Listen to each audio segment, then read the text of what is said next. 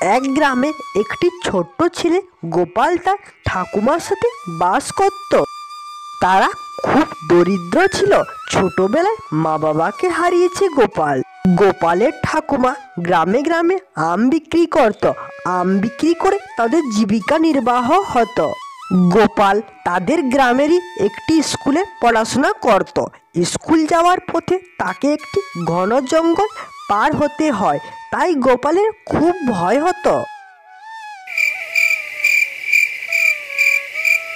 একদিন গোপাল তার ঠাকুমাকে বলছে, ঠাকুমা, আমার না স্কুলে যেতে ভয় হয়। কেন গোপাল, তোমার মাস্টার মশাই কি তোমাকে বকেছেন নাকি? না না, মাস্টার মশাই আমাকে বকা দেন না, তিনি তো খুব ভালো। তাহলে সমস্যা কি? তুমি ভয় পাচ্ছ কেন? স্কুলে যাওয়ার সময় সেই ঘন জঙ্গল পাড়ি দিতে হয়। ঘন জঙ্গলে একা আমাকে খুব ভয় করে। তারপর আমি একা, আমার কোনো বন্ধুও নেই যে আমার সাথে সেই ঘন জঙ্গল পাড়ি দিবে। কে বলল তুমি একা? তোমারও মধুসূদন দাদা আছে তো, তোমার বড় দাদা। তুমি তাকে ডাকবে, নিশ্চয়ই আসবে। সত্যি আমার বড় দাদা আছে, তবে সে কোথায় থাকে? আর মধুসূদন দাদা ঘন জঙ্গলে থাকেন। জঙ্গলে কেন থাকে মধুসূদন দাদা? সে কেন আমাদের সাথে থাকে না? তাকে ঘরে বেঁধে রাখা যায় না বাবা। সে কি খুব দুষ্টু, তাই ঘরে থাকতে চায় না? হ্যাঁ রে, সে খুব দুষ্টু, সারাক্ষণ বাঁশি বাজায় আর জঙ্গলে থাকে। সে জঙ্গলে থাকে তো পড়াশোনা করে না? সে তো জ্ঞানী, তার পড়াশোনা করার প্রয়োজন পড়ে না। তাহলে আমার আর ভয় নেই। কাল থেকে স্কুলে যাওয়ার সময় মধুসূদন দাদার সাথে যাব। ঠিক আছে, কাল না হয় স্কুলে যাওয়ার সময় তাকে একবার ডাক দিও। তোমার মধুসূদন দাদাকে ঠিক দেখা দেবে। কেন ঠাকুমা, সে কি সবাইকে দেখা দেয় না? না রে, সে শুধু যারা শুদ্ধ মনে প্রার্থনা করে তাকে সে দেখা দেয়। পরের দিন সকালে ঠাকুমার কথা মতো জঙ্গলের পথ দিয়ে স্কুলে যাওয়ার সময় সে তার মধুসূদন দাদাকে ডাক দেয়। ও মধুসূদন দাদা, ও মধুসূদন দাদা, তুমি কোথায়? আমার যে বড্ড ভয় করে এই জঙ্গলের পথ দিয়ে যেতে।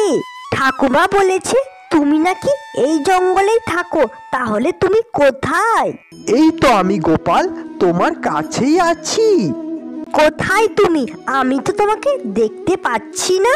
একটু দূরে একজন যুবকের মাথায় ময়ূর পালক গোজা। দূর থেকে ভেসে আসছে বাঁশির শব্দ। তার শব্দে ময়ূর নাচ করছে। চারিদিকের পরিবেশ খুব শান্ত। এই তো আমি গোপাল, তোমার কিসের ভয়? না, এখন আমার ভয় নেই। তুমি এসে গেছো মধুসূদন দাদা।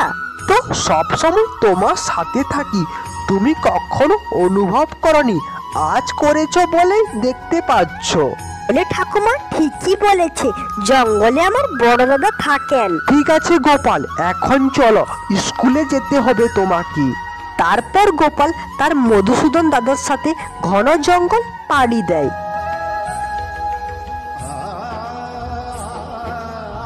গোপাল, তোমার স্কুলে পৌঁছে গেছি, এখন তুমি স্কুলে যাও। আচ্ছা ঠিক আছে মধুসূদন দাদা, তুমিও সাবধানে যেও।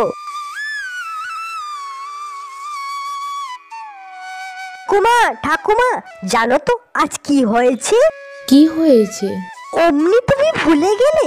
আমার মধুসূদন দাদা আজ আমাকে স্কুল ছেড়ে দিয়ে এসেছে। সত্যি তাই নাকি? তা কেমন দেখতে তোমার মধুসূদন দাদাকে? মাথায় ময়ূরের পালক, হাতে বাঁশি, নীল বর্ণের দেখতে, কত সুন্দর অলংকার।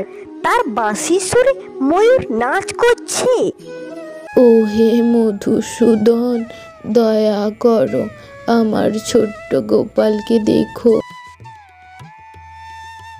দিন সকালে আবারও গোপাল তার মধুসূদন দাদার সাথে দেখা করার জন্য জঙ্গলে যায়। মধুসূদন দাদা, মধুসূদন দাদা, তুমি কোথায়? তুমি কোথায়?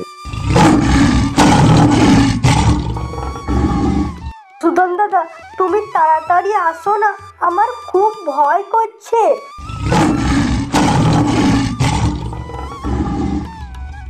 মধুসূদন দাদা, মধুসূদন দাদা, তুমি কোথায়? তুমি কেন আসছো না মধুসূদন দাদা? আমার ভয় করছে, তুমি কি আর আসবে না? ও মধুসূদন দাদা, মধুসূদন দাদা, তুমি আসো না গো, আমার ভয় করছে, তুমি কোথায়? কতদিন মানুষের মাংস খাইনি, যাক এতদিনে একটা ছোট্ট বাচ্চাকে পেয়েছি। আজ পেট পুরাবো।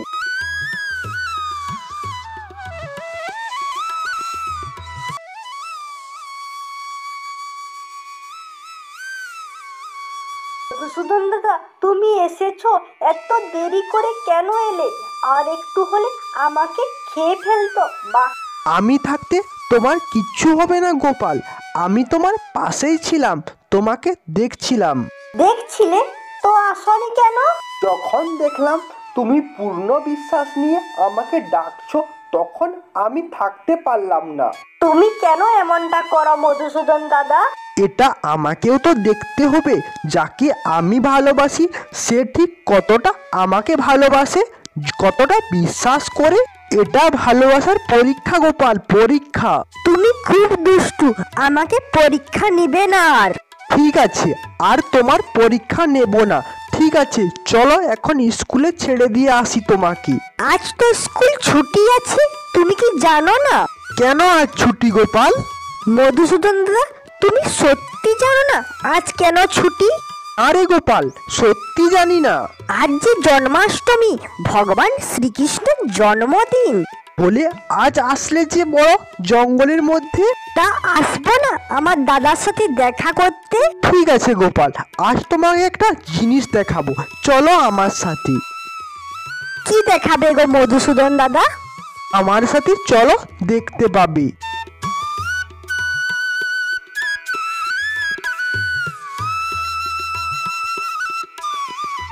কত অপরূপ এই জায়গা মধুসূদন দাদা, সত্যি কত সুন্দর। মধুসূদন দাদা, তুমি কত সুন্দর বাঁশি বাজাও।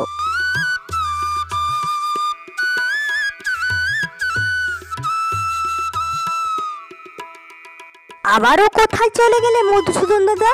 তুমি আবার আমাকে ছেড়ে চলে গেলে মধুসূদন দাদা? গোপাল, আমি সব সময় তোমার পাশে আছি, আমি প্রতিটি জীবের মধ্যে আছি, তুমি আমাকে অনুভব করো, সব সময় কাছে পাবে।